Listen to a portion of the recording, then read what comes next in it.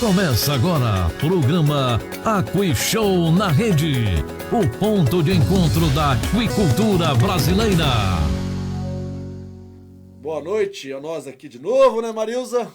Ainda bem, né? Quarta-feira, né? Estamos saudáveis para fazer o programa aqui onde tudo acontece sobre a aquicultura brasileira, né? Toda quarta-feira, às 19h30, né, Marilza? Aqui, batidão, hein?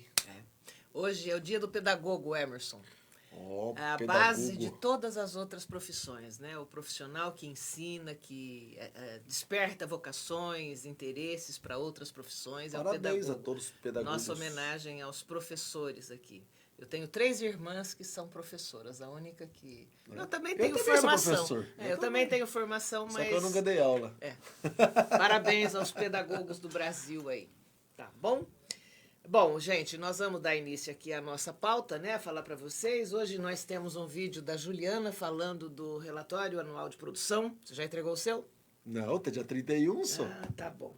Bom, nós vamos falar aqui sobre a produtividade da secretaria, que tem sido intensa nesse período aí de Covid, né?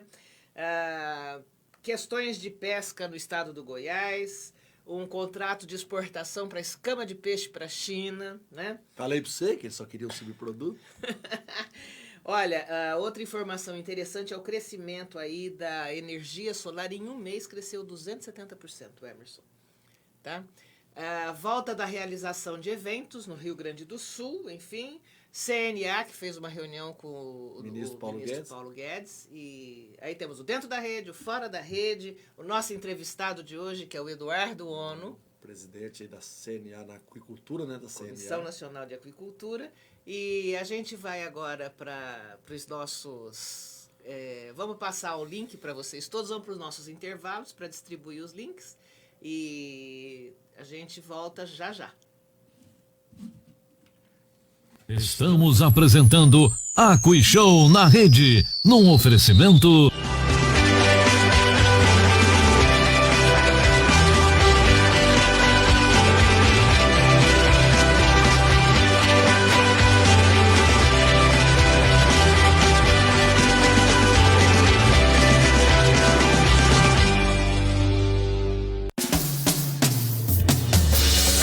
Associação de Piscicultores em Águas Paulistas e da União, Peixe SP. Desde 2004 atuando pela consolidação da aquicultura brasileira. Você que participa da cadeia produtiva do pescado e quer ter uma atividade forte, representativa e atuante na estruturação, organização e desenvolvimento do setor, associe-se na Peixe SP. Peixe SP, trabalhando sempre pelo fortalecimento da cadeia produtiva do pescado. Seja um associado.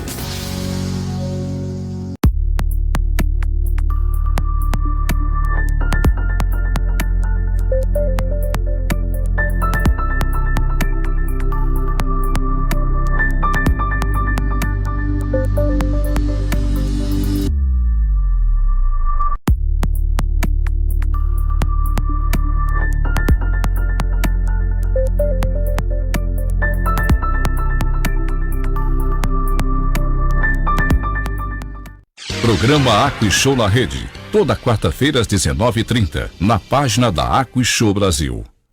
Aqui, voltamos aqui, né, Marilza? Vamos agradecer os nossos patrocinadores, né, Marilza? Aqua Germânia, aqui, ó, meu bonezinho bonito. Ali Plus, né?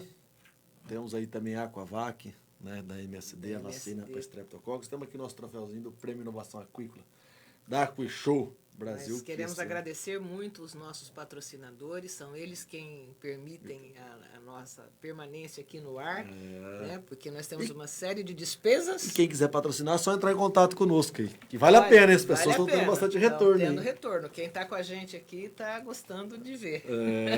Né?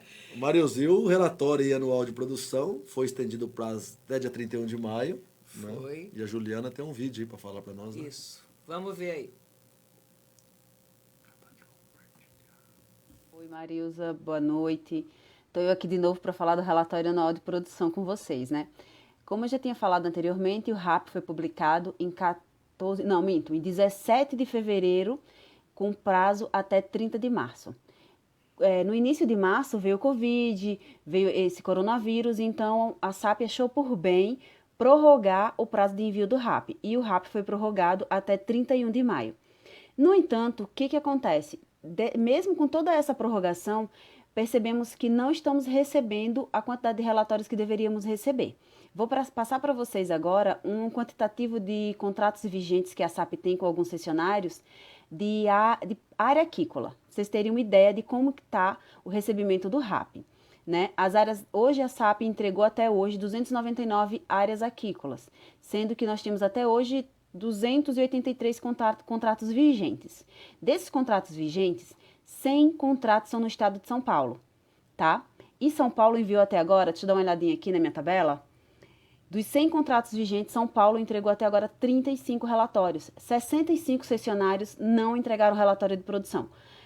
Grande parte desses são de Paraibuna, nós não recebemos relatório de produção, e da Maricultura, também não recebemos.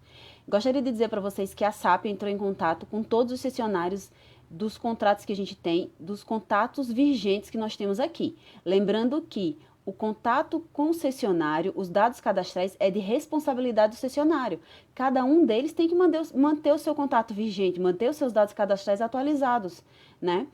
E aí, o que nós ligamos para os telefones, nós enviamos vários e-mails, tá? Informando do relatório de produção. E aconteceu isso, São Paulo, 35 enviaram, 65 não enviaram. Outro estado onde tem bastante contratos é o Paraná. Paraná tem 46 contratos vigentes, 16 cessionários enviaram o relatório e 30 não enviaram. Goiás, nós temos 35 contratos vigentes, 10 enviaram o relatório e 25 não enviaram. Bahia, que é outro estado também com uma grande quantidade de produtores, né, em áreas da União, nós temos 39 contratos. 11 enviaram relatório de produção e 28 até agora não enviaram relatório de produção. Lembrando, mais uma vez, que esses que não enviaram relatório de produção estão passivos a cancelamento de contrato. Tá? Isso a gente falou de área aquícola. Quando a gente vai para os parques aquícolas, a situação é um pouquinho pior. Bem pior, na verdade, né? Porque nós temos parque aquícola no reservatório de Manso, Lajeado, Canabrava, Serra da Mesa, Ilha Solteira, temos a malacocultura de Santa Catarina, que é toda em parque aquícola. E aí, só para vocês terem noção, né? Em Santa Catarina, nós temos cerca de 600 áreas com produtores, né? 600 áreas licitadas e com produtores. Nós recebemos agora até agora 25% dos relatórios, de 600, em média 150, né? Está muito distante do ideal. Então, deixar mais uma vez claro aqui que os cessionários que não enviaram relatório de produção, eles podem ter o seu contrato cancelado, tá? Porque isso é cláusula contratual. Isso é uma instrução normativa do Ministério da Agricultura que diz que todo cessionário de área aquícola em Águas da União, área ou parque aquícola, deve enviar o seu relatório de produção. Então, lembrando mais uma vez que o RAP tem o seu envio prorrogado até 31 de maio e quem não enviar está passível de cancelamento de contrato. Tchau, gente, mais uma vez e obrigada pela oportunidade.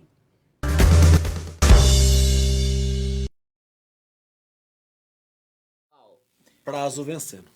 Mas é vergonhoso essa mania brasileira de deixar tudo para a última hora, né, Emerson? O Covid tá aí todo mundo aperrenhado. Tá com mais tempo, inclusive, que tá deixando de fazer todas a coisa da normalidade, está fora do eixo, né? Então, uma vergonha. Produtividade da Secretaria de Agricultura e Pesca, né, marido?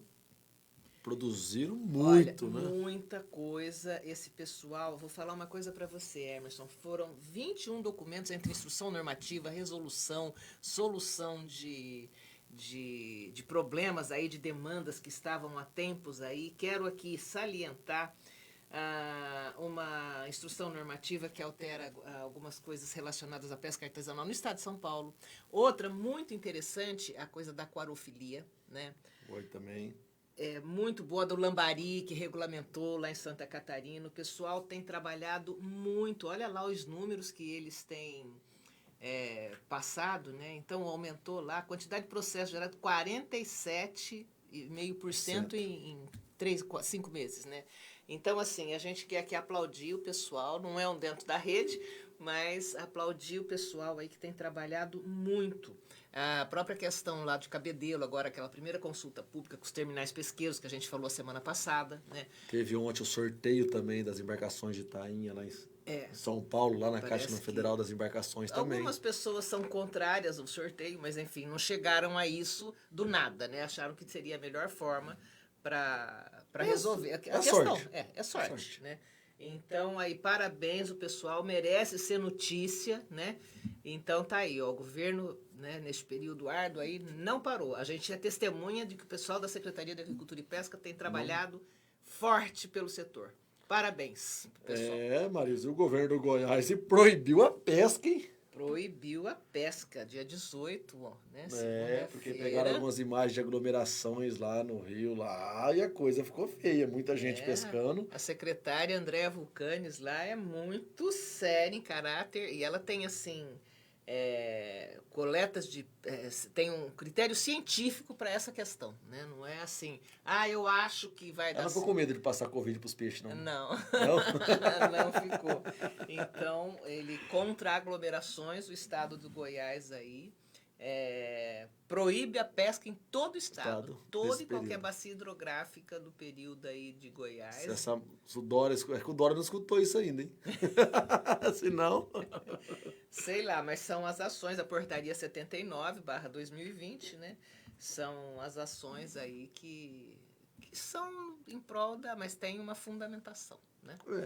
Então, e aí o estado de Goiás não pode pegar. Coitado do goiano, hein? Além de ficar trancado, não pode nem pescar mais agora. Pois é, não sei se Aqui ainda pode pescar ainda, viu? Aqui ainda não tá aqui- proibido ainda não, viu? A coisa não tá ficando séria, né? Enfim, E a Copacol, Marisa, você viu? você Tá viu exportando só? escama de tilápia pra China. Olha lá o pessoal da Copacol. É bem interessante, isso daí não é uma notícia tão assim... Já tem vários frigoríficos exportando e a Copacol também Mas entrou ela agora. fechou 30 toneladas por mês, né, de escama. Escamas. Você sabe o que você faz lá, Emerson, com isso? Você faz a matéria-prima aí para o colágeno hidrolisado. Indústria de cosmético e tudo mais, né? Pois é, e aí, olha só, gente, como... Te manda escama pra lá e compra produto de lá compra processado. né? produto de lá. Pronto, né? Exatamente. Por Você que quer não agregar produz valor, aqui, né? Por que não produz aqui? Que é um dos problemas do Brasil. Né? Então, mas a cooperativa exporta também pele de tilápia, né? Que é também para esse mesmo fim. Agora, nós vamos trazer aqui um dia a Amanda, que ela é especialista em curtição de couro de peixe. Ela agora está fazendo um trabalho com pirarucu. Tem uma encomenda aí do nosso companheiro Marcão para fazer o curtimento do piau, né? Porque a escama é muito bonitinha também. Fica um trabalho maravilhoso.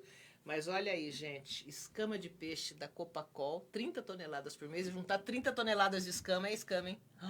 Você imaginou o volume disso? É escama. É escama, É peixe. é peixe.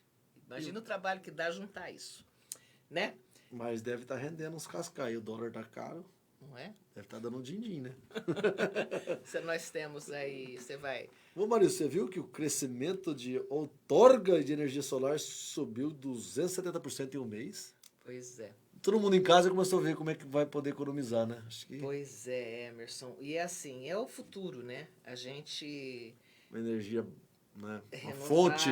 enfim. Uma né? fonte renovável, não, uma fonte Imagina- inesgotável, né? Que não Quantas tem... ações você já moveu contra a distribuidora, Emerson, por conta de queda de energia que prejudicou teu sistema lá? 5 ou 6, Pois 7, 8, sei lá, já até perdi as contas, Pois 20 anos aí pois é. de produção. Porque não é constante, tem que ser universal e tem que ser constante. Você não pode, porque as atividades dependem da energia. E aí a rede de distribuição nem sempre ela é feita com a manutenção necessária, adequada. E aí agora com essa Na alternativa... verdade é custo, né? Porque energia elétrica no Brasil é muito cara, né? Para quem produz, para quem... Nossa, É muito mesmo em casa, né? A gente vê você com a casa, com a geladeira, um chuveiro, nem pagando aí 350, 400 reais de energia, é um absurdo. Eu paguei esse mês 400 É muito caro. Mora você e seu filho só, né? Muito caro. Porque o Muito ar-condicionado, muito calor aqui, Mas né? é muito caro. Pois é, mas... Por isso tem que se investir em fonte alternativa. Vou mandar um abraço para quem está nos acompanhando aqui, Marilza. Tem bastante gente que... A minha patroa está acompanhando, a minha mamãe também. A Nilore está aqui nos acompanhando. Boa noite, Nilore. A Nilore é a mulher do peixe do Paraná, hein? Rafael Andrade aí. Né? Boa noite, parabéns pelo programa, obrigado. Alfredo Augusto Souza, boa noite, Marilza e Emerson. Se prepare para a alta da ração. Insumos disparando em função da alta do dólar. Milho e farelo de soja com preços altíssimos. Vixe Maria. Fala isso não, pelo amor de Deus. Subir mais já não tem mais margem. Porque o peixe tá se mantendo. Em ração subindo, vai estar ferrado. Maurício Pessoa aí, o nosso diretor da SAP. Um abraço, Marilson. Edilson, lá da UFS, presente aqui. Otávio Augusto, Marlon Melo, Vitor Frana, Ricardo Quinderé. Boa noite, estamos acompanhando a cidade de Iguatu, no estado do Ceará. Cada tema, um melhor que o outro. Parabéns, obrigado. Paulo Afonso também tá aqui, o José Leocheto, Tutu. E tamo aí também o Carlos Rodrigues, José Tutu, Rubem Amorim. E a Marilza também apareceu aqui pra mim. Então, pessoal, olha, vamos lá buscar, tem financiamento, a questão da energia solar, tem as próprias empresas financiam, eu acho que vale a pena, é uma energia limpa, renovável, né, e inesgotável, né, que o sol acho que nunca vai acabar. Enquanto a gente estiver aqui no planeta Terra, não é capaz do planeta acabar antes. E sol vai ter, tá quente, hein? Então, Emerson... Você viu que o Rio Grande do Sul, Marilza, vai realizar a Expo Inter 2020? Pois é. No final de agosto? Pois é, dia 29 de agosto. E caso não seja votada e aprovada no Congresso Nacional, a medida provisória na Inter. Então, assim, a lógica, olha lá que imagem bonita que tem da Expo Inter, que é uma das mais importantes feiras, eventos do setor no país. E o governador, o Eduardo, está lá. Muito. Eu vi uma entrevista dele que ele tá falando que ele aposta a retomada da economia com a Expo Inter lá, né? Pra dar um empurrão. Exatamente, que é o que tem que acontecer. Nós estamos aí aguardando algumas definições no governo do estado de São Paulo para confirmar a data para a realização da AquiShow. Estamos firmes e fortes fazendo todo o trabalho necessário. Agora vamos começar a asfaltar lá a área para poder... Tá ficando bonito ainda, que hoje não trazendo as imagens aqui. Tá a terraplanagem pronta, gramado, pedra já chegou, uma estrutura top. Vai ficar bem legal para a AquiShow. E a AquiShow... A Expo Inter é uma feira que ela fala de todo o agronegócio, pecuária e tudo mais. A nossa é muito focada, mas é uma feira...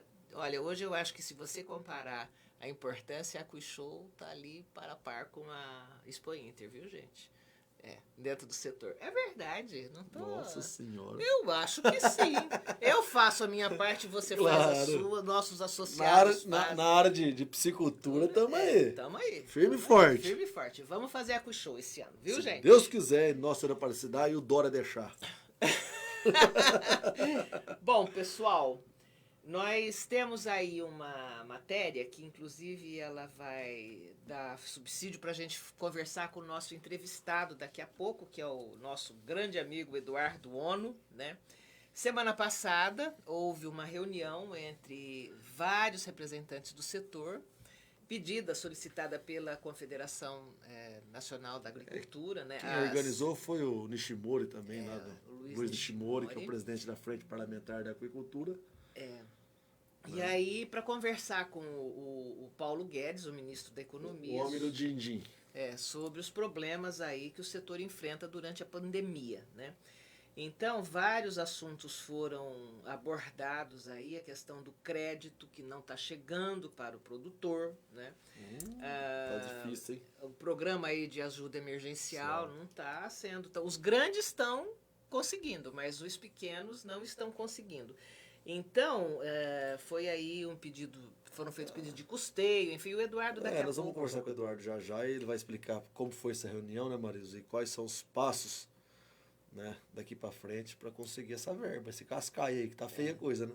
Uma coisa que a gente quer falar é sobre o nosso cenário aqui, tá? Esse cenário aqui ficou ao fundo da nossa... Foto bonita, a balsa da hidrovia Tietê-Paraná lá no fundo. Essa é uma foto muito legal. É da Piscicultura Iguaçu, do nosso associado, seu Wilson Garcia, né? E do Jean. Então, ela ficou 2 vezes aqui no cenário, a gente não mudou e hoje, então, agora a gente vai mudar. Nós vamos passar para a Piscicultura Azul, como é que é? A reserva, não, Piscicultura Azul. Do nosso amigo Paulo Risato. Deixa eu corrigir aqui o nome do... Na Poça Azul? Não, é Reservatório Piscicultura Azul. Peraí, Paulo, deixa eu achar que ele me postou e eu... Represa Azul, é isso mesmo. Piscicultura Represa Azul. Lá em Caconde. Já mudou, já. Lá em Caconde. É uma foto de um entardecer maravilhoso, né? É uma atividade que trabalhosa, mas dá uns cenários ótimos pra gente aqui. Obrigada, Paulinho, por ter mandado aí o nosso cenário de hoje. Tá? Vamos por dentro da rede? Vamos para o dentro da rede. Se você acertou, aqui a gente fala. No ar, dentro da rede.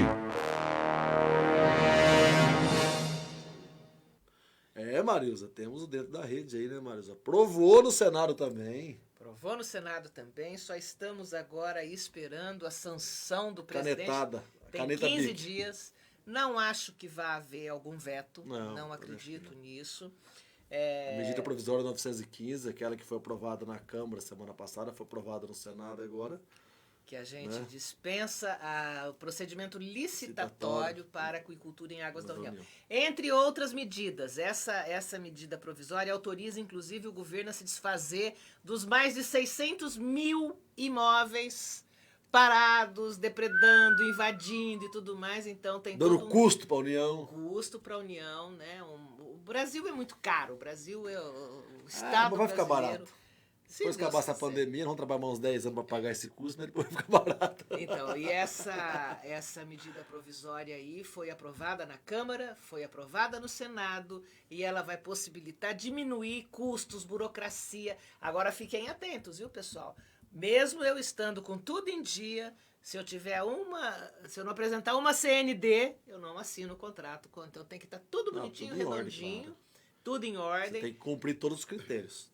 Para poder assinar o contrato de cessão que vai ser agora operacionalizado pela SAP. Mas parabéns pela SAP, parabéns à Peixe BR, parabéns a todas as associações que junto, né, trabalharam, aos produtores independentes também que aprovaram seus senadores, apertaram seus senadores aí para aprovar, e graças a Deus foi aprovado, uma notícia boa dentro de tantas ruins, né, Marisa? Não é? Tempos. Agora nós temos lá que está na pauta, para entrar na pauta, a questão do PIS e COFINS. Né, que essa, olha, nós estamos... Essa tem que ser, porque a ração tá subindo, tem que sair. Tem sido um trabalho muito forte do pessoal da SAP, dentro daqueles trabalhos lá que a gente falou, eles estão agindo muito forte para... Mas não entrou na pauta o presidente... Mas vai entrar, se Deus quiser. Enquanto não entrou, né? Vamos pro Fora da Rede? Ai, vamos para o Fora da Rede. Mas se você errou... No ar, fora da rede. Eu não vou nem falar nada, vou deixar pra você essa. Ah, não, mas é assim, já foi tema de um Fora da Rede aqui, né? Acho que a questão ela é muito desrespeito com o povo paulista, com o povo que mora no estado de São Paulo, com o povo que mora na cidade de São Paulo. Nós temos aí os dois gestores, pode mostrar a cara deles, Rodrigo? O Bruno Covas e o nosso... Butox e o Butoquinho. E o nosso governador. Gente, é uma coisa assim que tem criado descrença, as pessoas não têm colaborado, porque assim, falta critérios objetivos para qual é o próximo passo, né? Você não toma as decisões, né, Marisa? Depois toca recuar, porque viu que já tomou a decisão errada. Daí 3 ou 4 dias toca recuar porque realmente não deu resultado. E sem embasamento. O problema é que não há embasamento. Tal da ciência, tanto pregada por nosso governador, não tem. Não tem. Aí o prefeito de São Paulo instalou lá, ficou uma semana, o tal do rodízio, 24 horas, dia par, dia ímpar. Aí você chega no final do mês agora, por exemplo. Tem o dia 31 e o dia 1º. Como é que faz o carro? E o cara que trabalha à noite, trabalha das 10 da noite até no outro dia. Pois é. Até as 4 da manhã, então, 5 da manhã. Qual é o grande problema do governador? Nós temos aí uma charge que bem bonitinha, que é um curralzinho cercado lá no estado de São Paulo. Cercou São Paulo aqui, eu mando, faz do jeito que eu quero, não tem diálogo. Prefeito nenhum consegue conversar com esse homem. Não recebe as lideranças. A ordem vem lá do Palácio dos Bandeirantes pra baixo aqui. E o povo aqui paulista sofrendo, Marisa. Ele podia copiar um pouco o Romeu Zema, né? Que deixou pros municípios, né, decidir o que vai fazer. Cada situação local é uma situação que não pode ser nivelada de maneira igual. Tem um município pequeno, mas não tem nenhum caso, não tem problema, você não tem nenhuma morte, não tem nada. Agora você vai fechar tudo, porque em São Paulo tá tendo problema. Nós estamos a 640 quilômetros de São Paulo, né? Pois é. É um absurdo, né? Aí vimos agora há pouco, por exemplo, vai estar sendo decretado feriadão. Estão antecipando. Hoje, por exemplo, não é quarta, é quinta-feira. Fizeram né, 6 feriados, 6 dias. 6 dias de feriado. Sabe o que aconteceu? Floripa, né? Que foi que a gente viu. Florianópolis já cancelou, proibiu a alocação para Paulista, de casas para passar a temporada. O povo tá indo. Então, assim, não tem um critério objetivo, né? Só no chutômetro. Sem fundamentação comprovada do porquê daquela medida, não recebe as lideranças, tem vários prefeitos. João Dora, vou deixar meu telefone, ó, 17 99181 3543. Liga pra mim que eu te dou umas ideias nesses momentos, assim, que você tá meio perdido aí, ó. Não faz isso não, que você vai colocar todo mundo dentro Mas não ouve. Né? Pelo não amor ouve, de Deus, gente. Não ouve. Estamos... Cada dia mais é crescente a indignação do povo paulista em relação à falta de critério, à falta de dados, à falta de transparência no processo. Diz que o governo federal não mandou, aí o governo federal diz que mandou pra capital. Uai, São Paulo, a cidade de São Paulo, o governo não está dentro do estado, né? Então, assim, é muito triste a gente estar à mercê de uma situação. Me falta, sabe o quê? Qual é a palavra que me vem? Escrúpulo. Não, eu vou pedir uma coisa aqui, João Dora. Para com aquele show de horror do Made in Metro de lá. Já deu horror, aqui lá, né? Também, pelo amor de Deus, né? Já ninguém horror, mais tem paciência para escutar aquilo. Eu vi uma pesquisa, Emerson, que 93% da população, acho que entre os outros 5, não sei, deve ser 5, não sabe, e 2% não soube responder, mas 93% da população hoje está com o governador atravessado da garganta, assim, não apoia, não vota, é a rejeição dele hoje. Mas ele está mais perdido que segue em tiroteio. Porque a questão ficou politizada aí. Se o governo central fala que é branco, eles vão falar que é preto. Se fala que é meio-dia, não, vai falar que é meia-noite. Então, assim, nós não estamos mais aqui para isso. O povo brasileiro, o povo paulista não merece essa situação. Não, e nós temos um problema de saúde que nós temos que encarar de frente. E temos um problema também de desemprego em massa, empresas fechando, as pessoas sofrendo dentro de casa. Ele me fala uma frase aquele dia pro Datena lá. O Datena falou, mas a pessoa não tem dinheiro para ficar 3 meses dentro de casa. Mas tem que ficar, porque é melhor ficar trancado do que enterrado. Agora, dentro de casa, a pessoa fica trancada dentro de casa, como também? Sem dinheiro, sem ter o que comer.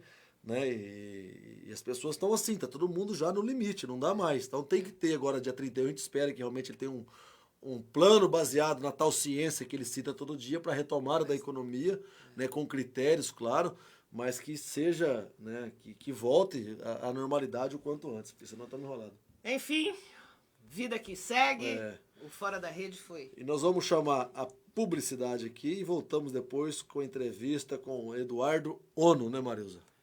Lá de Manaus. Lá também a coisa o bicho tá pegando. Mas parece que já melhorou. Vamos lá, né? Ele vai falar pra nós depois um pouquinho. Estamos apresentando Aqui Show na Rede, num oferecimento...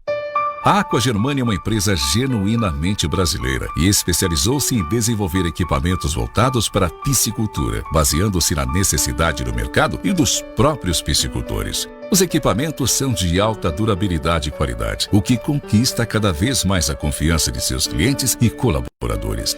A indústria Aqua Germânia conta com vasta linha de produtos para a piscicultura para lhe bem atender, sempre em busca de inovações para facilitar o seu dia a dia e lhe proporcionar melhores resultados. Agora lança o exclusivo alimentador com sistema de abastecimento por bag, com capacidade de até 1.250 quilos, e o aerador de pás de 2.0 cavalos com 55 pás em aço inox. Isso mesmo, o que já era bom, agora ficou melhor.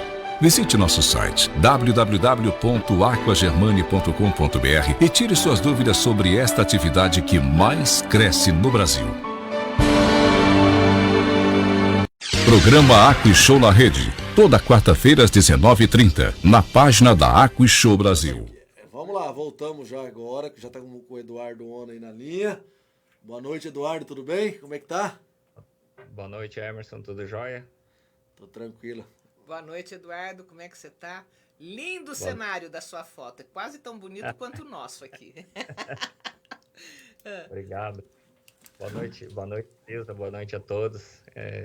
É uma satisfação estar aqui com vocês, participando desse bate-papo bacana. Então, muito obrigada por aceitar o nosso convite aqui.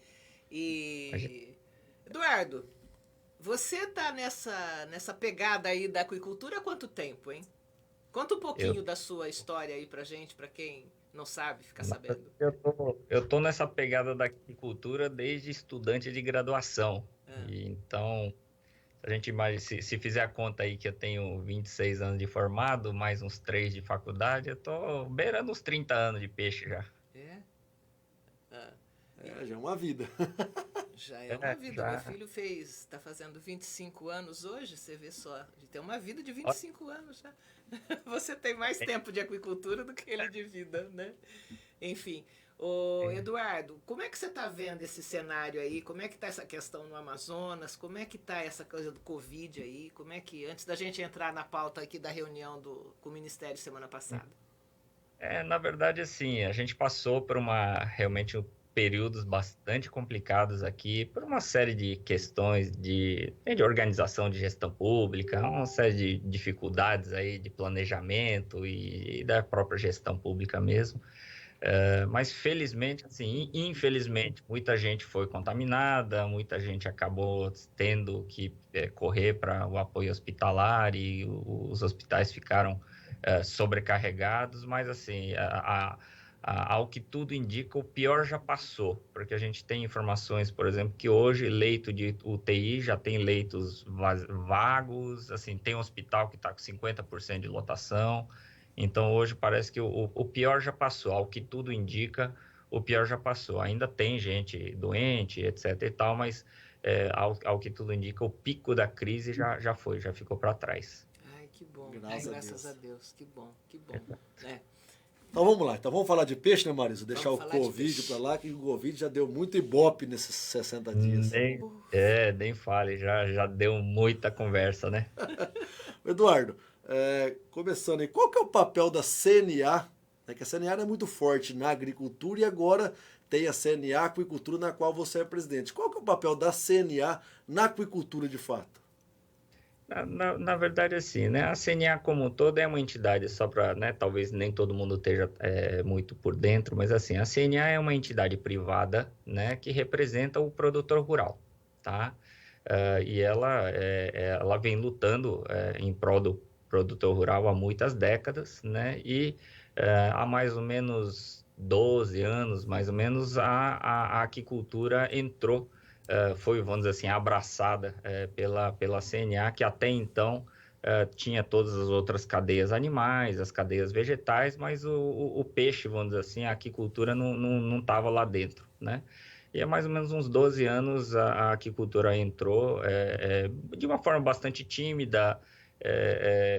Lá no início, a gente começou a fazer na época eu ainda não fazia parte, né, no início, e aí essa cadeia foi ocupando cada vez mais espaço, e nesse período, desde que eu entrei, né, para somar a toda a equipe lá, a gente tem feito muita coisa, principalmente em defesa, primeiro, do produtor rural, que é quem a CNA representa, né, através das suas organizações estaduais, que são as federações estaduais de agricultura e pecuária, né, e que tem, na verdade, essas chamadas comissões técnicas, né, ou as comissões das cadeias. Então, a gente tem comissões de aves e suínos, tem de grãos, né, tem de vários de leite, né, então tem de vários produtos.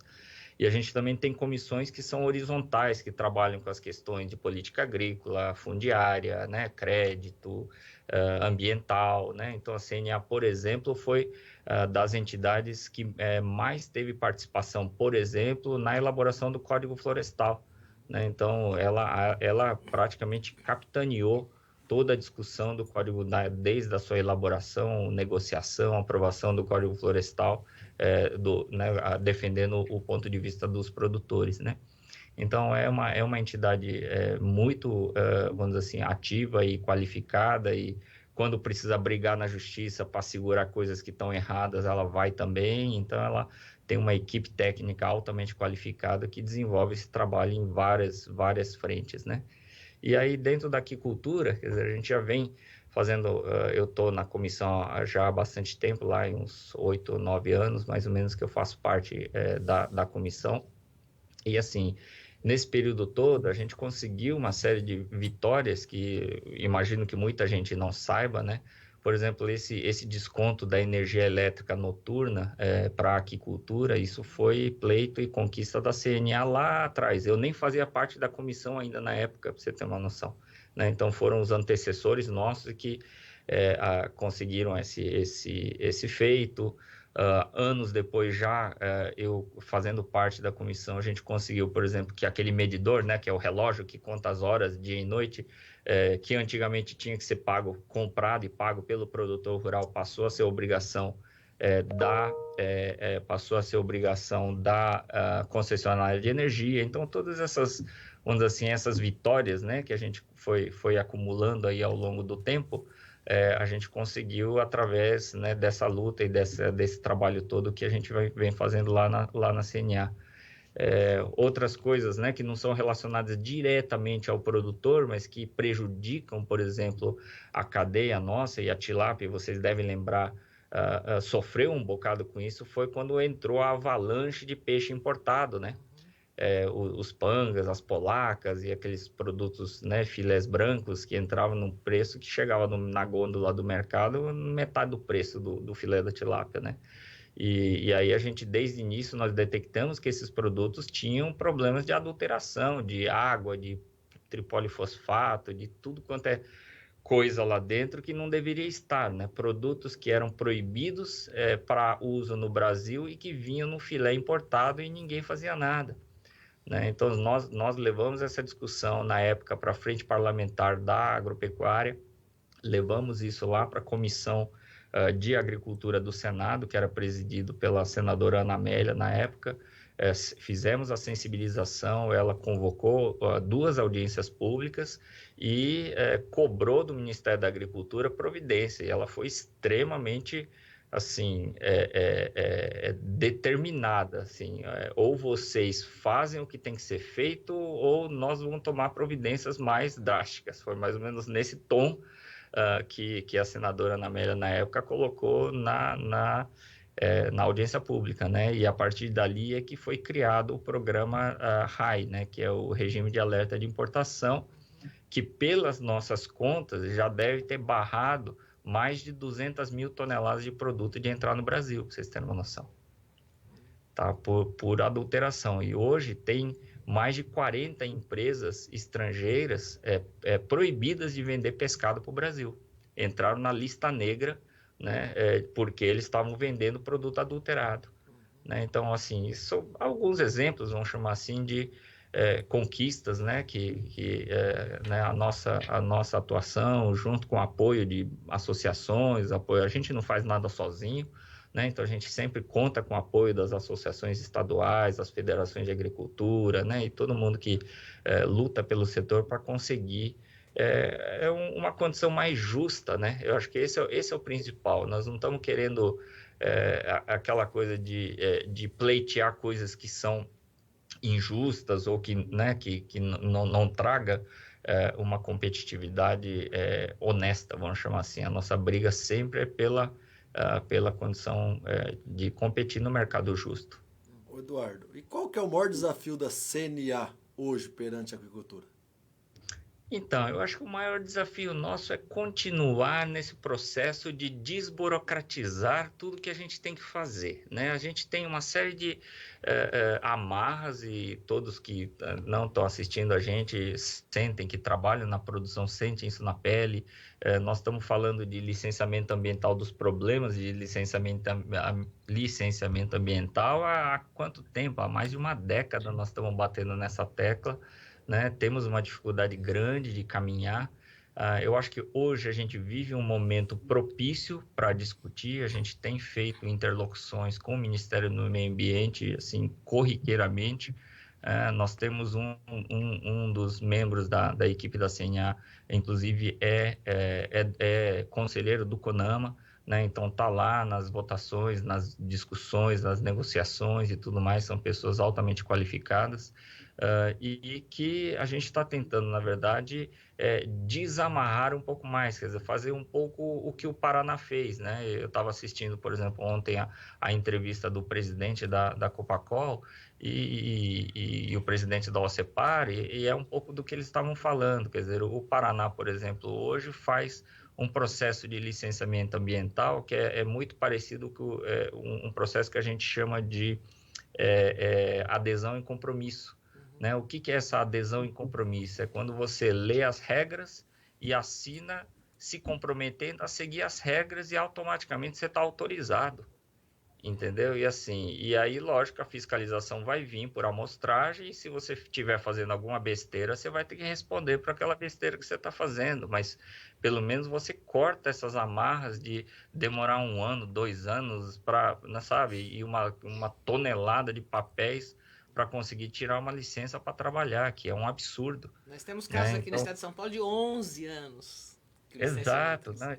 Eu sei, tem gente que o pedido de licença é mais velho que os filhos, entendeu? Então, assim, isso é absurdo, assim, como é que o Brasil quer ser um player, né, no mercado internacional de produtos, de produtos aquáticos, de pescados, com tantas amarras, né? Então, do mesmo jeito, a cessão de águas públicas, né, que finalmente acho que a gente tem um ganho significativo com essa questão, né, do projeto que foi aprovado no Congresso. A gente ganha tempo, isso acho que todo mundo tá ciente disso, mas a gente ainda tem mais coisas para avançar, né? Quer dizer, todo esse processo de ter vários ministérios envolvidos e aquela coisa toda, isso também dificulta, né? Porque cada cabeça é uma sentença. Eu lembro bem quando o Emerson comentou que até a aeronáutica agora estava interferindo no licenciamento ou na autorização de funcionamento das pisciculturas. Eu falei, é só o que faltava. Isso, assim, são coisas que não têm cabimento. Eu acho que o Brasil precisa fazer o dever de casa, o governo precisa fazer o dever de casa, por exemplo, com o zoneamento. Né? Todo país desenvolvido tem um zoneamento bem feito. Quando você tem um zoneamento bem feito, você já sabe quanto de outorga pode dar, quanto de licença pode ser, quantas toneladas por ano podem ser produzidas numa microbacia, né? De quais espécies, aquela coisa toda. Então, quando você tem um mapeamento, né, e um zoneamento de desenvolvimento econômico de qualquer atividade, os processos de licenciamento, de autorização são muito mais simples, porque já está tudo mapeado, né? Então, assim, a gente no Brasil, infelizmente, a gente carece demais de ferramentas de planejamento, né? A gente culturalmente, o brasileiro não planeja, ele planeja o dia de amanhã, o da semana que vem, no máximo, no mês que vem, né? Assim, é cultural, é difícil, não vai mudar, né, de uma hora para outra isso, mas é um processo que a gente que está sentindo o problema na pele, nós precisamos pressionar mais para que os governos, sejam estaduais, né, seja o governo federal, mas que ele faça um trabalho de zoneamento melhor, né? Então, à medida que a gente tem isso, quer dizer, sabe aquela coisa, se eu tenho uma microbacia, seja tanque escavado, seja como for a piscicultura, né, não importa, ou a carcinicultura, se você tem um mapeamento de uma área, você sabe quanto de produção aquela área comporta do ponto de vista ambiental, aquilo é mais ou menos como se fosse um loteamento, né? Cabe X empreendimentos ou Y toneladas, né? E ok, vai licenciando. Na hora que lotou. Enquanto alguém não sair, ninguém pode entrar, né? Então, e aí os processos se tornam muito mais simples. É mais uma análise documental para saber se você é o dono da terra mesmo, né? E coisas desse tipo, se você não está devendo dinheiro para o fisco, sei lá. Aí entra mais uma análise cadastral do que essa discussão ideológica de dizer, eu não vou deixar você produzir o peixe X porque eu não gosto daquele peixe, ou eu acho que ele é feio, entendeu?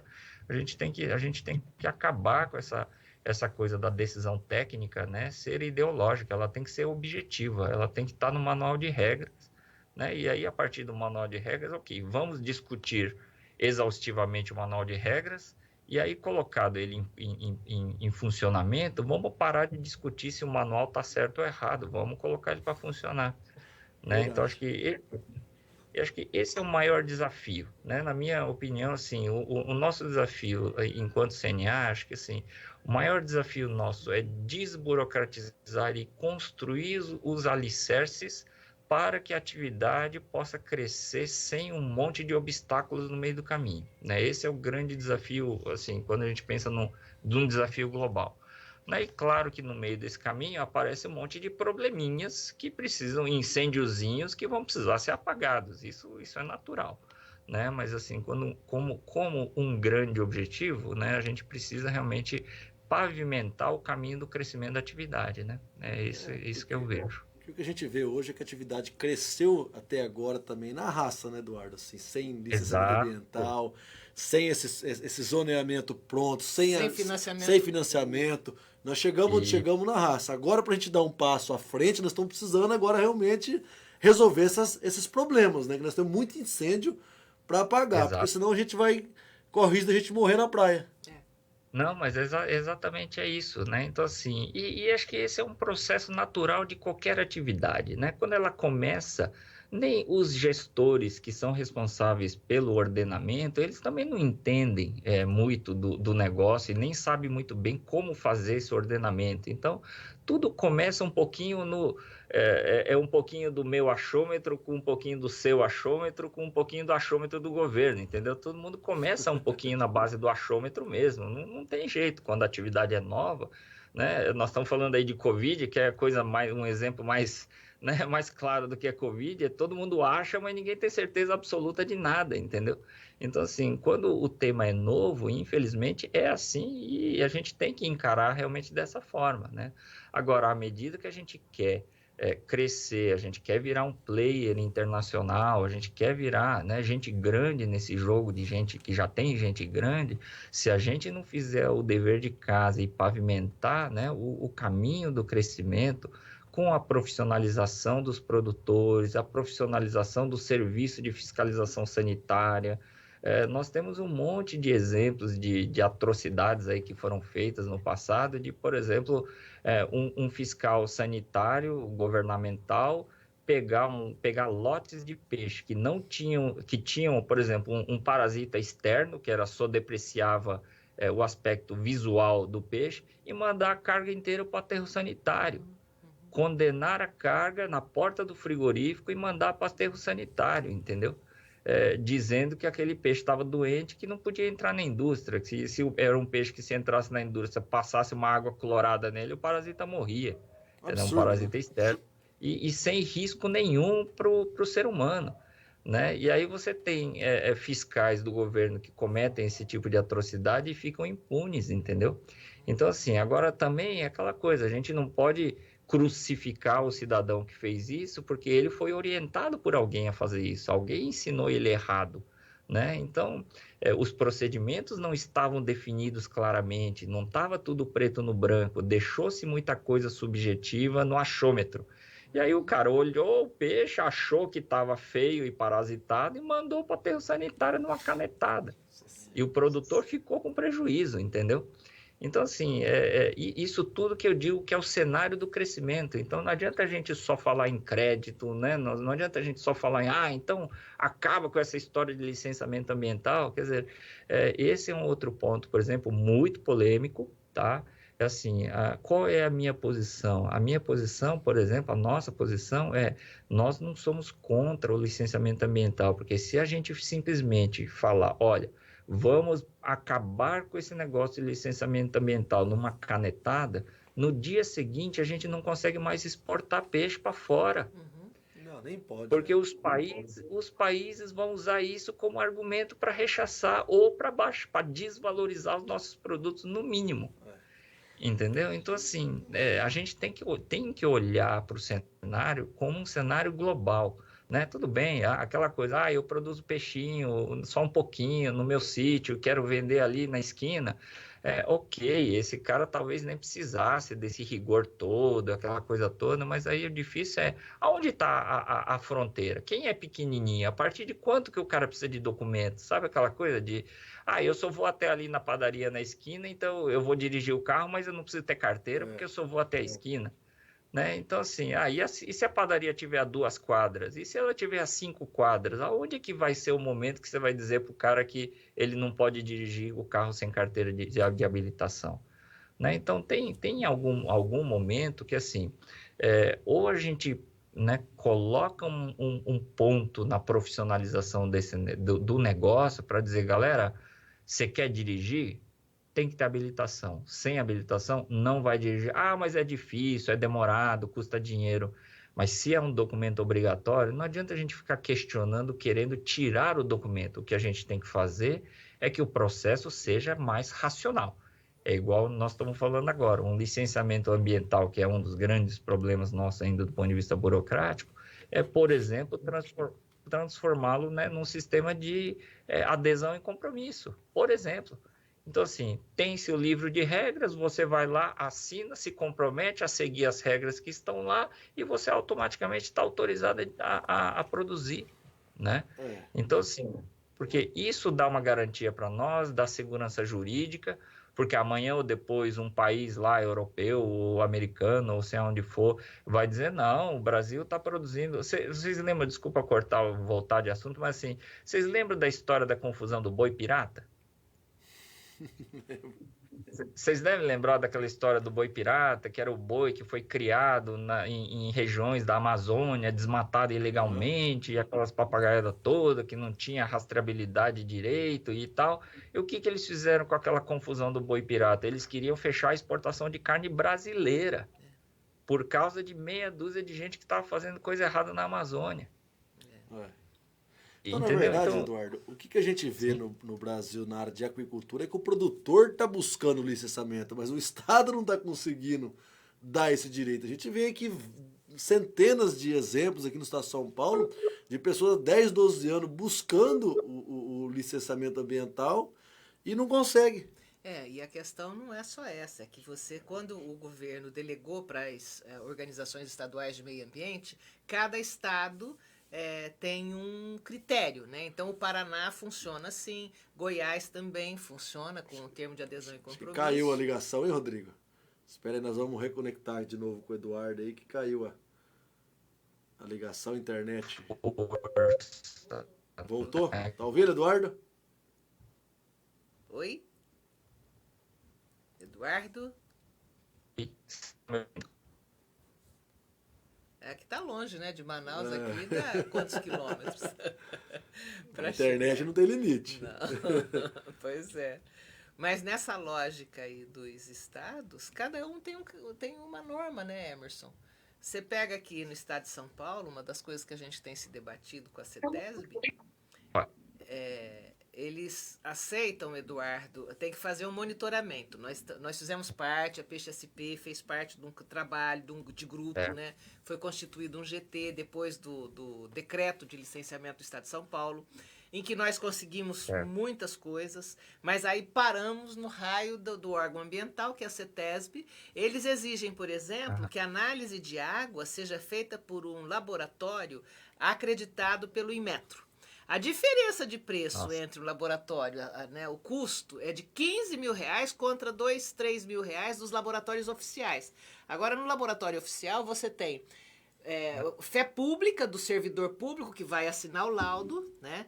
Você tem aí todo um equipamento público para isso e aqui no estado de São Paulo eles não aceitam porque tem uma resolução 100, que diz que a análise de água tal terá que ser feita por um laboratório acreditado pelo Inmetro, que é assim, um Zé Ruela da esquina que de repente ele não tem muito compromisso. Isso não significa que ele tenha ele tem um equipamento, mas ele não tem fé pública, né, do profissional, não tem como do servidor público, né?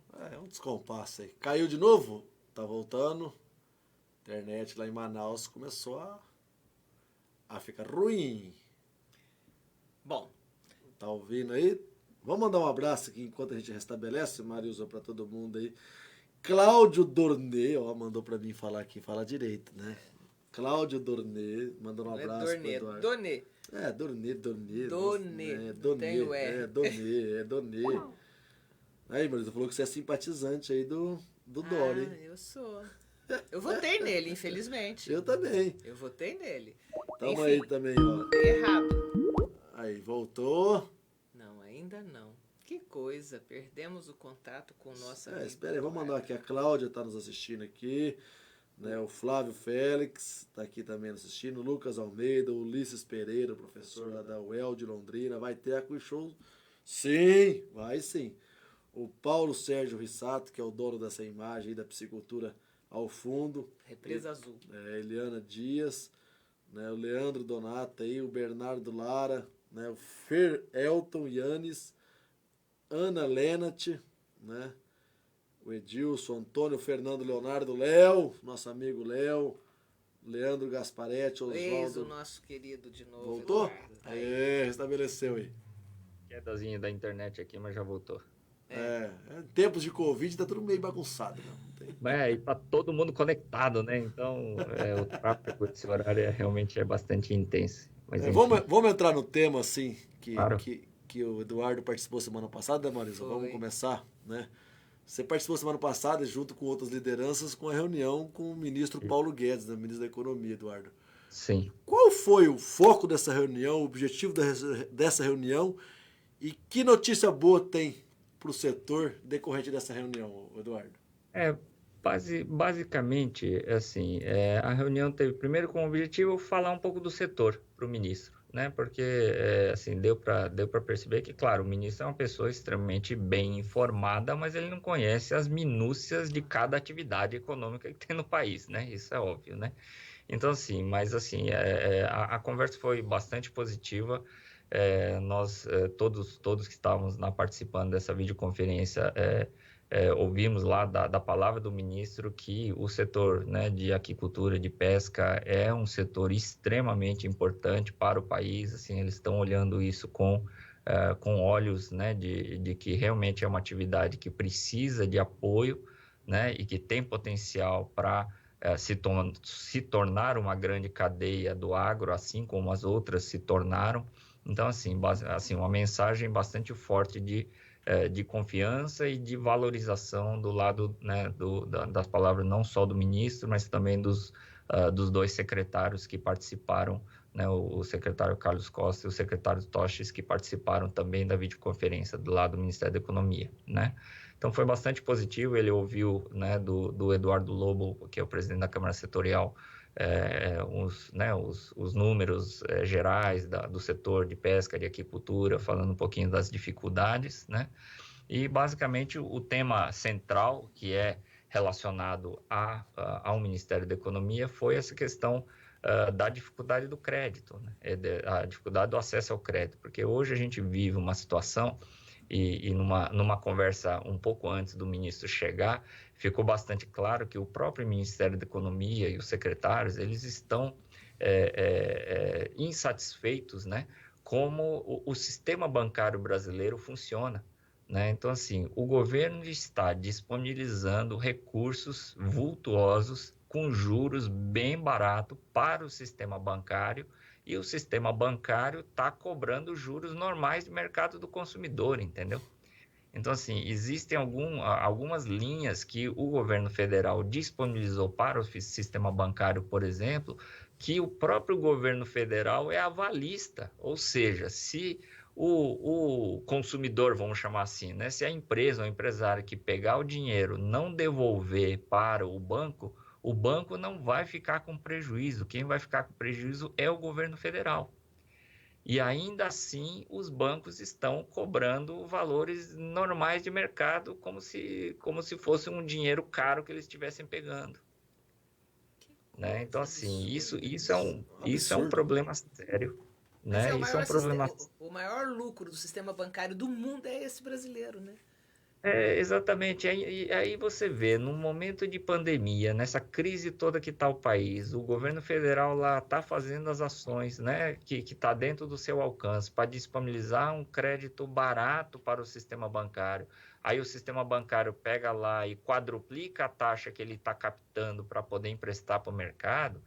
Isso é uma coisa, assim, na minha análise, aí, assim, eu não sou economista, mas estudo um pouquinho o segmento, para pelo menos não falar muita bobagem, mas, assim, a minha análise dessa história é que o sistema bancário não vai abaixar esses juros, porque a desculpa do sistema bancário para cobrar juro alto é a inadimplência. Esse sempre eternamente a desculpa de que a taxa de inadimplência, a taxa de risco. Agora, se eles não vão arcar com prejuízo, se a empresa não devolver, quem vai ficar com prejuízo é o governo federal, qual é a justificativa de ter um spread tão alto? Não tem justificativa, porque o avalista do empréstimo é o governo federal. Se eu pegar dinheiro no banco, não devolver para o banco não vai ficar com prejuízo, quem vai ficar é o governo. O fundo garantidor é da União, né? Exatamente. Então, não existe justificativa para eles pegarem um dinheiro a 3% e emprestar a 12%, por exemplo, entendeu? Não existe justificativa para isso. Agora, na minha leitura, sabe qual é o problema? O problema é que se eles baixarem para 5%, eles nunca mais vão voltar para 12%. Você entendeu? Então, assim, é por isso que os bancos não vão baixar o juros, eles vão manter os juros no mesmo nível de sempre. Eles estão pegando o dinheiro barato, sem risco, tá certo? E vão continuar emprestando juro caro, porque senão eles vão deflacionar a taxa de juro do mercado e depois, quando eles quiserem voltar de 5 para 12, o mercado vai gritar e não vai deixar. Entendeu? Acho Então, que o único banco que está fazendo algum trabalho de redução de juros mesmo é a Caixa Econômica Federal, que a gente vê que vem numa, né, muito forte. Porque como é estatal, eles meio que têm que seguir as regras, né, do governo, né? Então, os bancos estatais, eles estão um pouco mais flexíveis e por determinação do governo central, né? Então, nesse processo, é fato que, né, a Caixa Econômica, um pouco o Banco do Brasil, porque o Banco do Brasil né, vamos dizer assim, é estatal, mas tem acionista privado também, né? Não é totalmente... Acho que a Caixa também, mas de qualquer forma eles não podem simplesmente fazer o que bem entendem, né? Não funciona muito bem assim, né?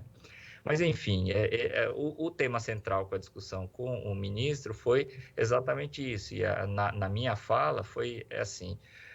o governo está disponibilizando o dinheiro não está chegando na mão do produtor. Então, assim, nós precisamos que o governo nos ajude a viabilizar esse dinheiro para que ele seja operacional, né? Esse é um dos pontos centrais, tá? Assim, foi um pouco também o que foi falado pelo setor da pesca, né? O setor da pesca, além disso, eles pleitearam a questão de isenção de imposto de importação para alguns insumos que eles utilizam, que segundo eles, na pesca industrial, pesa muito no custo de produção deles, né? Então, eles pleitearam isso também. O nosso pleito do setor aqui foi basicamente conseguir chegar no dinheiro, porque esse é um problema antigo, não é um problema atual, e apesar de todas as medidas que estão sendo tomadas pelo Banco Central e, né, pelo Ministério da Economia, esse dinheiro continua não chegando na mão de muitos produtores.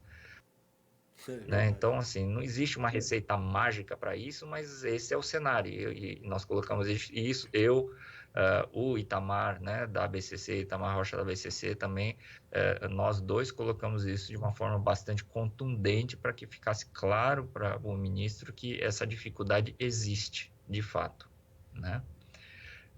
O que o ministro falou? Qual que é a dificuldade, então, desse dinheiro chegar aqui, Eduardo? Na realidade, o que acontece é que, assim, o Banco Central, o Ministério da Economia, eles não podem interferir na operação dos bancos diretamente, entendeu? Porque o banco tem autonomia para fazer o que eles estão fazendo. O que o Banco Central poderia fazer era, de alguma forma, por exemplo, limitar a taxa de juro máximo, né?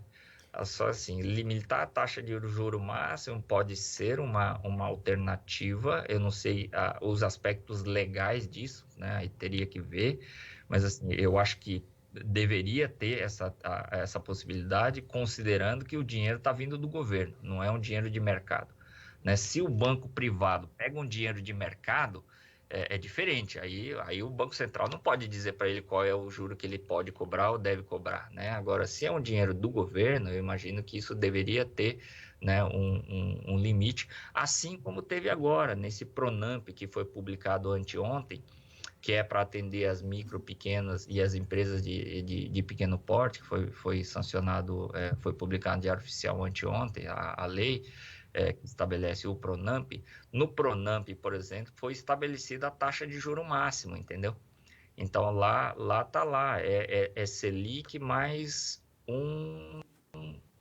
agora me falha a memória se era 1,25% ou 1,5%, algo assim. Mas assim, é Selic mais 1 e qualquer coisa por cento é o limite máximo, é o juro máximo que os bancos vão poder cobrar nessa linha de financiamento do Pronamp. Então, assim, deveria ser algo assim. Né? Exatamente para... Só que, assim, isso ajuda do ponto de vista da taxa de juros, mas não garante o acesso, né? A burocracia do acesso continua igual, esse é o problema, né?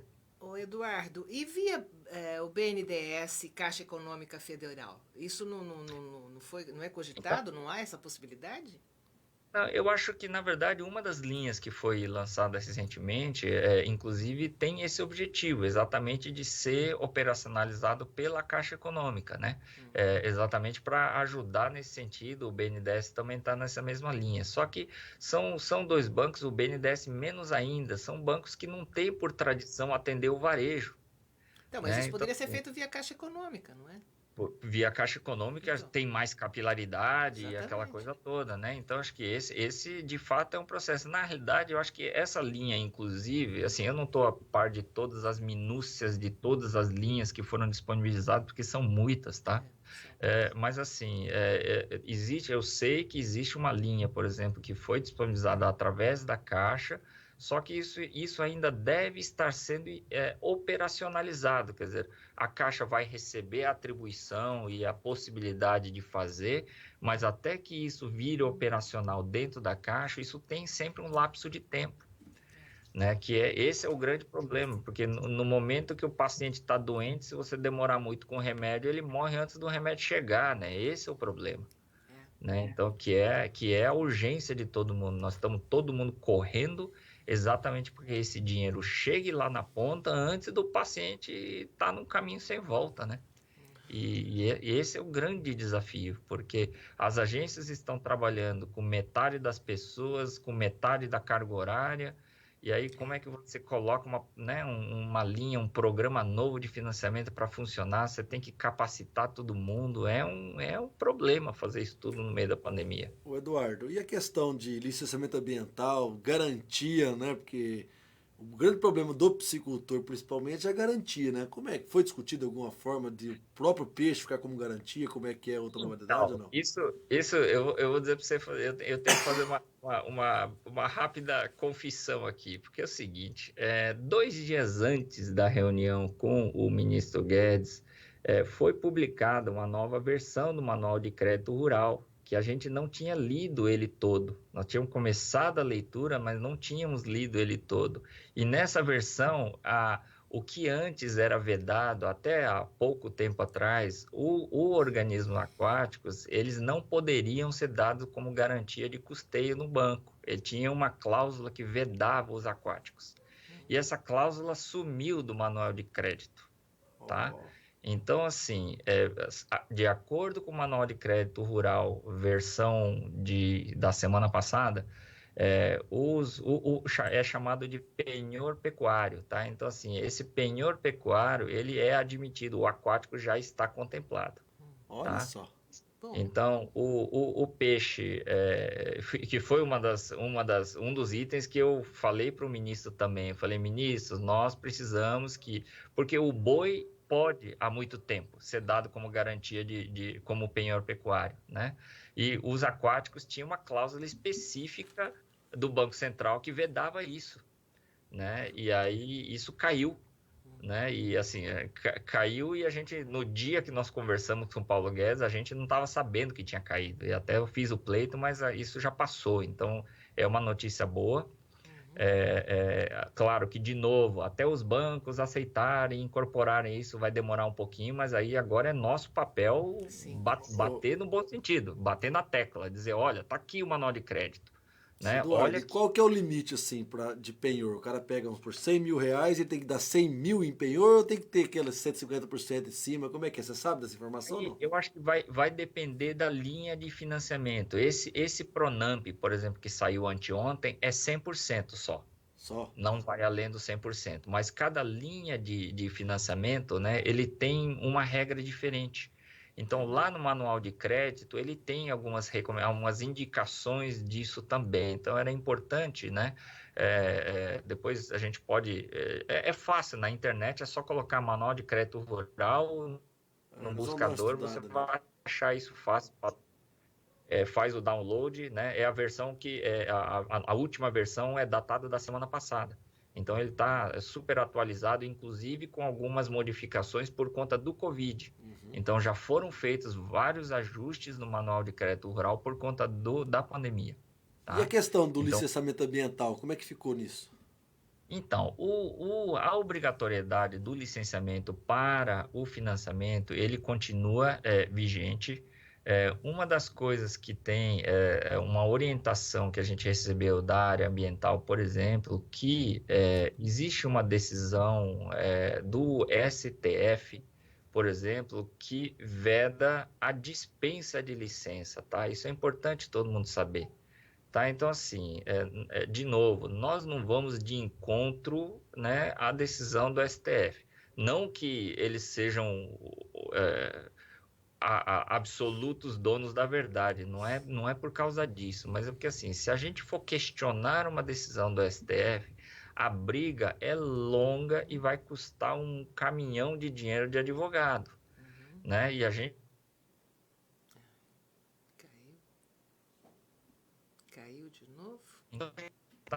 Dinheiro e anos brigando contra o STF, assim, a nossa orientação e a nossa linha de pensamento, que é muito melhor a gente trabalhar nesse processo de licenciamento ambiental por adesão e compromisso, como o Paraná já fez, por exemplo, e já tem, né, vamos dizer assim, de uma certa forma, um exemplo de jurisprudência e aquela coisa para seguir.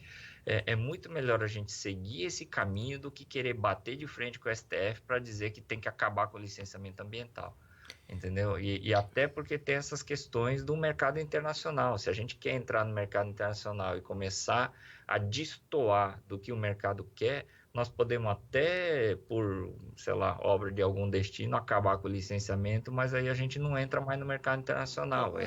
Eu nunca vi esse pleito de acabar com o licenciamento, e sim simplificar, na verdade, que esse não, que exatamente. é o... Não, e tem um protocolo único onde você não fica à mercê do pensamento ideológico do técnico que vai avaliar o seu processo, né? Exatamente. Que é a mesma questão do CIF, por exemplo. O CIF você tem lá os fiscais, cada um, não, essa lâmpada não tem que ficar aqui, tem que ficar aqui. Ora as bolas, né? Então, esse componente subjetivo da análise é que tem que ser eliminada, né? Sem dúvida, é a minha briga, essa briga nossa é antiga na inspeção, é antiga no licenciamento, que todos os processos burocráticos, eles têm que ser objetivos, eles não podem ser subjetivos, porque quando você deixa ao critério das pessoas, cada um vai achar de um jeito diferente, sabe aquela coisa? Tem que ser pintado de cor clara. Tá, o que é cor clara? Qual é a definição de cor clara? Entendeu? Para mim, o que pode ser claro, para você pode não ser claro. Então, assim, é o tipo da coisa que não tem, assim, escala de cor tem número, né? Isso é objetivo. Então, bota lá, ó, numa escala de cor tem que ser do número X ao Y. Né? Branco neve ou branco gelo. É coisa desse tipo, entendeu? É branco neve ou branco gelo e acabou, entendeu? Então, assim, aí quando coloca, não, tem que ser de cor clara, tem que ser de superfície adequada. Pô, caramba, a gente vago, vai ficar... né? O conceito é muito amplo. Tem que estar mais definidas as regras certinho para que não tenha esse tipo de análise, né? Mas eu quero assim, a Marilza quer daquele jeito, Eduardo quer de outro, então nós precisamos realmente disso, viu, Eduardo? Exatamente isso. Então a nossa briga é antiga. Eu vou dizer para você, a gente não está avançando na velocidade que nós gostaríamos, mas estamos conseguindo avançar sim nesse processo, tá? Assim, eu sei que todo mundo gostaria que isso fosse resolvido daqui para o mês que vem, entendeu? Mas, infelizmente, a burocracia do Brasil... Perdeu o contato de novo? Calma aí, negociar né? Infelizmente, é demorado mesmo, mas assim, a gente está conseguindo avançar. Eu acho que o atual governo tem ouvidos muito bons.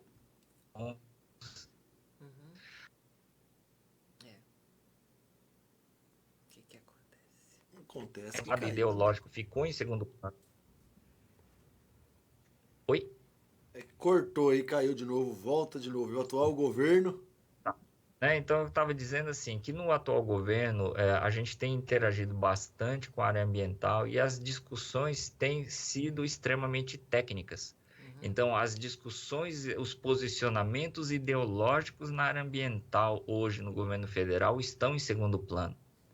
E isso tem ajudado a gente demais a discutir os pleitos, porque quando a gente leva o pleito embasado tecnicamente, eles fazem uma análise técnica. Se tiver tudo ok, ele avança.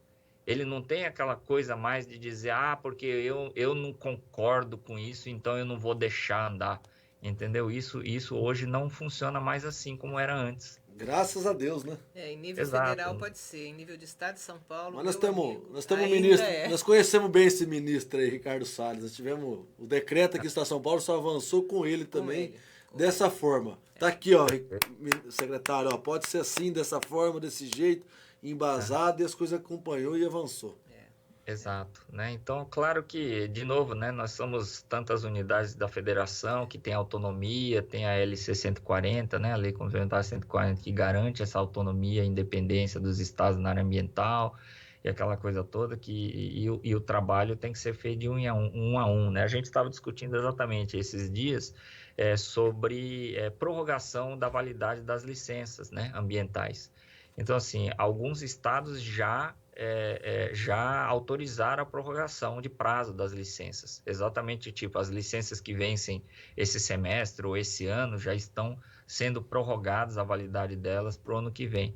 Agora, tem outros estados que ainda não, que nem pensaram nisso ainda, né? Então, nós estamos trabalhando, né, junto com uma discussão junto com a ABEMA, que é a Associação Brasileira das Entidades de Meio Ambiente, exatamente para que a gente sensibilize os estados a pelo menos prorrogar tudo que tem vencimento esse ano para o ano que vem, né? E estamos hoje nessa discussão. Então, esse tipo de proposta está sendo bem aceita, assim, está todo mundo pelo menos tá recebendo a gente de uma forma extremamente positiva para discutir, né? Claro que a decisão final é do secretário do Meio Ambiente, do governador, do estado e tudo mais, né? Mas, de qualquer forma, a gente está assim, sendo bem recebido nesse aspecto.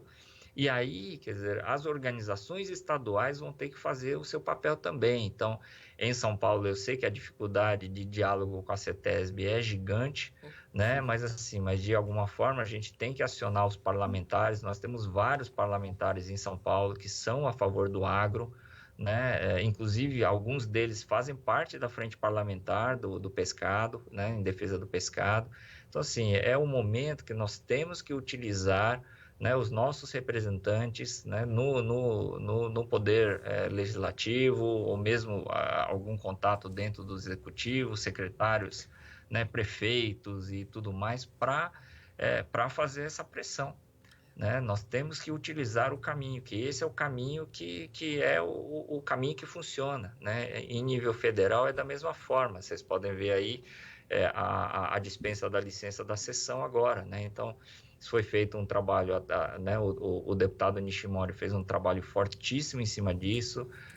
O projeto de lei, né, do PIS e COFINS da ração lá, da suspensão do PIS e COFINS da ração também é um projeto que está sendo feito por eles, tem uma adesão, ele já negociou com os líderes de bancada, eu conversei com ele pessoalmente essa semana, ele já conversou com os líderes de todas as bancadas, né, exatamente para aprovação, quando entrar na pauta, né, para já aprovar de uma forma célere. Então, os nossos representantes lá, né, da Frente Parlamentar, deputado Nishimori, deputada Mara Rocha, que é a secretária executiva, né, o Zé Mário Schureiner, que é vice-presidente da CNA e também é diretor da Frente Parlamentar. Então, nós estamos trabalhando com essa articulação de uma maneira muito forte, né, exatamente para que esses pleitos andem, né, e sejam aprovados, né. Então, nós temos senadores, né, que estão dentro da nossa bancada, vamos dizer assim, então, e o diálogo com eles é constante. Nós temos uma equipe dentro da CNA que vive dentro do Congresso Nacional, o trabalho deles é só assessoria parlamentar, né, e nós temos várias pessoas nessa frente, lá da CNA, que simplesmente eles praticamente moram dentro do Congresso. Né? Então, nós precisamos usar essa força para que as coisas, que os pleitos legítimos realmente andem, né? É verdade. Acho que a gente vê aqui nesse governo agora, eles escutam muito mais o setor produtivo, né? Tem um diálogo, tem uma troca de conhecimento. A gente vê dentro da SAP que as coisas vêm caminhando, dentro do Ministério da Economia, Sim. O ministro tem escutado, né, os anseios aí do setor produtivo, quais são as dificuldades do setor produtivo. O Ministério do Meio Ambiente, aí, com o Ricardo Salles, aí, que é um cara que realmente, com ele, não tem tempo ruim, o que é certo, o que é técnico está aqui, vamos fazer. Então, Sim. A gente realmente torce que tudo isso dê certo, né, Maurício? Mas tem boas notícias, já foi, né, acho que Acho que o trabalho agora, Eduardo, é fortalecer cada vez mais as entidades, né? Juntar todo mundo no mesmo barco, né? Com certeza. Remar para que a gente consiga realmente, de fato, todos esses benefícios aí, né? Que a coisa tá difícil aqui embaixo. Para você ter uma ideia, essa abertura agora, né, para exportação, né, para a Coreia do Sul, Emirados Árabes, por exemplo, isso foi uma ação rápida que foi feita pela CNA, entendeu? Junto com o apoio do MAPA, obviamente, né, com entidades de produtores também, no caso específico do camarão. Mas assim, essa abertura de mercado já é um resultado de uma ação, de um projeto de internacionalização do agro da CNA. Né? Então, a gente tem, dentro desse processo de internacionalização do agro, a gente tem 5 cadeias prioritárias, e o pescado é uma das 5. Olha só. Que bom. Entendeu? Então, assim, a gente tem representantes hoje na China, né? Nós temos representantes, né, na Europa, temos consultores no Brasil, né? Dentro desse projeto de internacionalização, nós já fizemos um primeiro seminário com a aquicultura, tá? Nós estamos organizando agora um segundo seminário. Foi uma coisa até engraçada, porque no primeiro seminário, várias empresas que são de tilápia, por exemplo, confirmaram presença e no dia não foram na reunião. E aí, basicamente, o que nós tivemos de representantes nessa primeira reunião do projeto de internacionalização do pescado, vamos dizer assim, foram empresas de carcinicultura e da malacocultura lá de Santa Catarina. E o pessoal do peixe, infelizmente, não sei, teve problema de agenda e tudo mais, e acabou não indo. Mas, assim, esse negócio já é fruto, né, essas exportações para a Coreia e para os Emirados Árabes já é fruto dessa ação.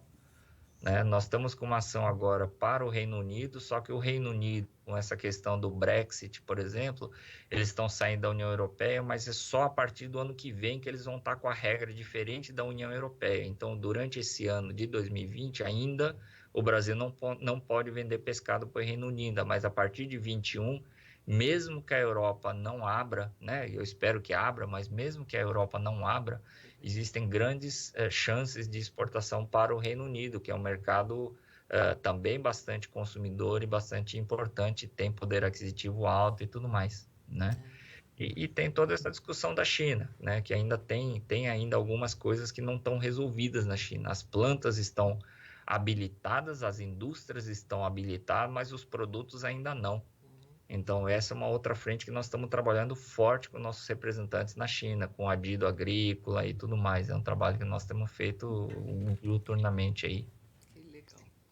O Francisco Hidalgo Farina está Sim. aqui, ó, dizendo que Eduardo Ono, um representante muito forte na defesa da cadeia da piscicultura nacional, está mandando um abraço para você aqui. Obrigado, um Tá vendo, abraço. gente?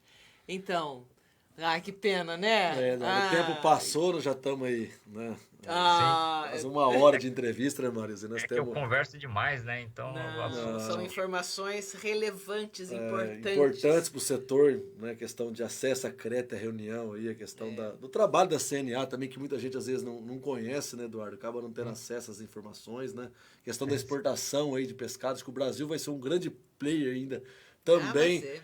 Uma na questão agricultura, de tempo. Uma questão de tempo. Acho que nós temos tudo para isso e nós vamos conseguir.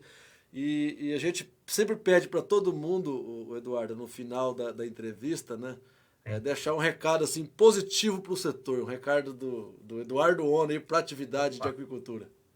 Não, com certeza. Acho que o recado que eu gostaria de deixar é assim, não desanimem. Né? O setor assim, tem tudo para continuar crescendo. Nós estamos passando por essa crise agora, mais uma crise, né? Já passamos por tantas, mas essa crise de saúde aí, pública e tudo mais que nós estamos passando, isso vai ser superado, né? Nós já estamos começando a superar em algumas regiões mais rápido. Outras menos. Perdemos contato de novo. Tá longe. Tá voltando. Todo mundo para o pós-crise. Né? E a gente, com certeza, nós temos perspectivas extremamente positivas. O consumo per capita de pescado em alguns países aumentou por conta da crise, né, da pandemia. né? Então, assim, isso é extremamente positivo porque são países que produzem pouco e eles são importadores. Então, se você tem um país que já é importador e o consumo per capita aumenta, eles vão importar mais, né? Então, assim, nós temos que estar preparados, só que para isso nós temos que profissionalizar mais a nossa cadeia, né? Nós ainda, infelizmente, temos muito amadorismo ao longo de diferentes elementos da cadeia, então nós precisamos profissionalizar cada vez mais, fortalecer as instituições, as associações estaduais, nacionais, trabalhar somando esses esforços, né? Para que a gente possa conquistar cada vez mercado, não só mercado dentro do Brasil, que ainda tem muito mercado para ser explorado dentro do Brasil, mas também fora do Brasil. Muito bom. É isso aí, Eduardo.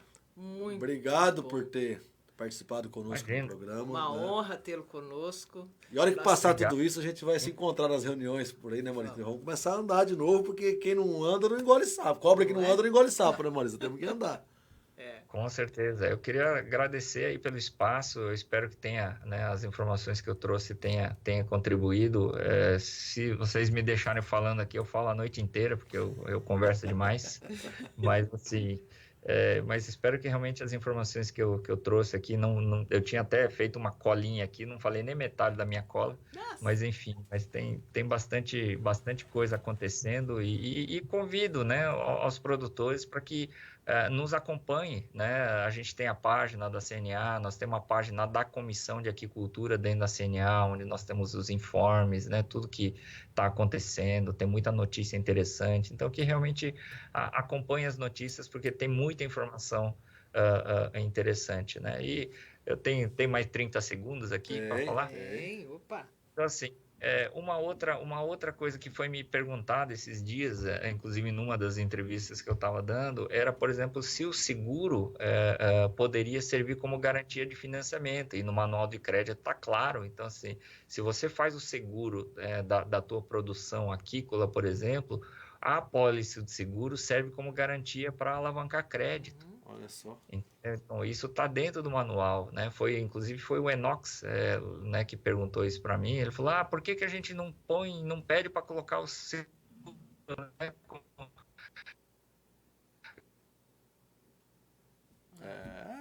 Internetinha. Oi, caiu? Voltou. Voltou. Né? Então, assim, eu recomendo, eu sei que o manual de crédito é difícil de ler, porque é um documento gigantesco, né? E tem muito vocabulário que quem não é da área não vai entender. Então, assim, inclusive uma das coisas que nós vamos fazer um apanhado só da aquicultura, do manual de crédito, vamos modificar o palavreado para ficar mais fácil de entender, e nós vamos publicar isso em breve. Que legal. Isso, aí sim. Que legal. Exatamente, porque ninguém vai ler um documento de 400 e tantas páginas para entender o que acontece com... exatamente, o documento tem 400 e tantas páginas, então, para a gente lê-lo de cabo a rabo, não lê em um dia. É verdade. Não, e aí as pessoas, são os obstáculos que têm que ser diminuídos, né? Você tem que ser objetivo. Exato. Né? Nós vamos traduzir isso num documento de 4, 5 páginas, entendeu? Num vocabulário mais acessível, e vamos publicar isso em breve, tá? Para ajudar todo mundo. Tá bom, Eduardo. Boa noite aí, obrigado. Para terminar aqui, o Yoshi Yamashita tá te mandando um abraço, parabéns. Opa. Viu, Cláudio Donê tá dizendo que você é ótimo, foi uma grande conversa, enfim, só elogios aqui, a gente agradece porque você hoje... Obrigado. Se cuida em Manaus, né, Marisa? Se cuida. Opa, com certeza, estamos nos cuidando. Vocês também, para todo mundo, um abraço aí para todos que aqui nós estamos no interior, está um pouco mais tranquilo, graças a Deus. Aqui nós estamos mais sossegados, ainda bem. Tá, um abraço para toda a família aí, se cuida, tá? Obrigado, um abraço a todos. E obrigado, Amazonas, um beijo, né? E se cuida. A gente continua aqui no programa, que nós ainda temos algumas coisas para mostrar para vocês de hoje. Eduardo, muito obrigada. Um abraço. A gente vai chamar aqui nossos patrocinadores. Um abraço a todos. Tchau. Tchau. Vamos chamar a publicidade agora, né, Maurício? Voltamos aqui com os anúncios, né? Pra gente... Sim. Algumas novidades mais pro setor aí. Estamos apresentando AquiShow na Rede, num oferecimento...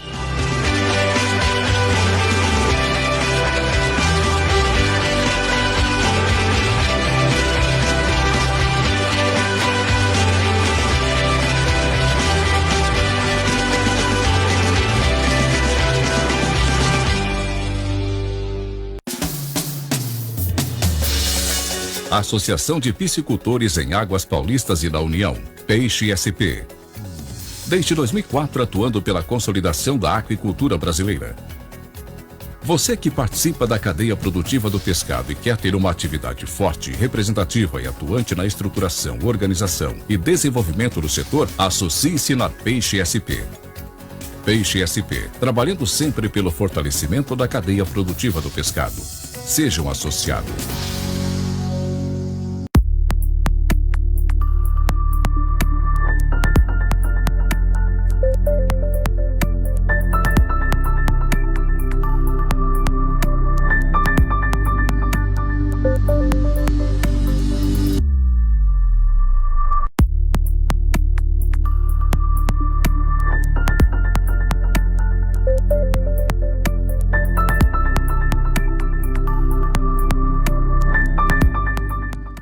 Programa AquiShow na Rede, toda quarta-feira às 19h30, na página da AquiShow Brasil. Vamos lá, voltamos aqui, né, Marisa? Temos aqui também, né? Tem um videozinho aqui, Marisa, da palestra de 4/6, né, sobre compras governamentais e consórcios intermunicipais. Então, isso daí, o Tribunal de Contas do Estado de São Paulo. Por que a gente resolveu anunciar isso aqui? Põe a imagem aí, por favor, Rodrigo, do banner digital aí, da arte. Olha lá, Emerson, consórcios intermunicipais. Onde é que a gente foi parar com isso aí? Nós temos agora a possibilidade do consórcio intermunicipal para a comercialização de produtos de origem animal, né? Então, vai ser lá dia 4, já tinha sido marcado uma data agora no final do mês, ia ser antes, mas aí por conta do Covid eles passaram depois. Então, todas as informações sobre como fazer o consórcio vai estar aí, é online, às 10h30 da manhã, dia 4/6. Então, por favor, gente, vale a pena assistir para ver como é que a gente forma esse consórcio intermunicipal para a comercialização de produtos de origem animal. E nós vamos precisar dessas informações, né? Então, botamos aí porque é um anúncio interessante para ser visto. E nós temos uma tabela aí sobre fonte de proteínas. Em tempo de Covid, a gente sabe que o peixe é forte, né, Marisa? Olha lá a comparação. O Rodrigo vai pôr lá, olha lá. Olha o ovo, a tilápia, você vê que 120 gramas ele tem, olha lá, ele tem 126 calorias por 100 gramas contra a da carne bovina, por exemplo, que são 218. 218, nós estamos ruim de olho. Mas você vê como é interessante comer o peixe. Come, né? Peixe, gente. Coma peixe, faça propaganda do peixe. Você que produz peixe muitas vezes não come o peixe. Coma peixe, que você vai ajudar muita gente. Isso.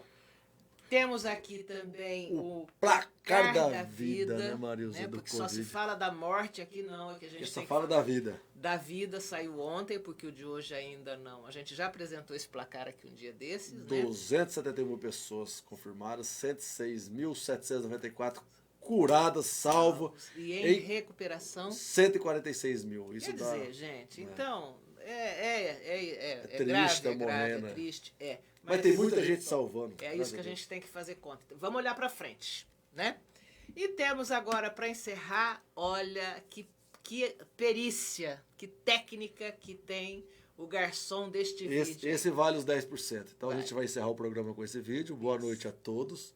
Até quarta-feira que vem, né, Marilza? Até quarta-feira que vem. Se cuida. Isso. Mantenha o distanciamento. Use álcool gel. Vai sair de casa, coloque máscara. Isso. Só saia se precisar.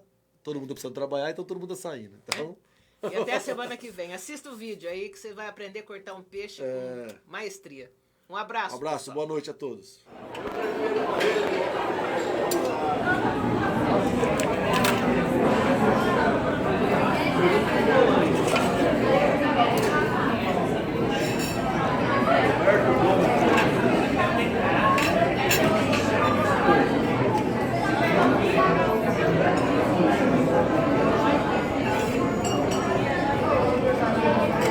Pô, Ribeiro, não sabia disso agora, Ribeiro. Hã? Não sabia dessas porra agora.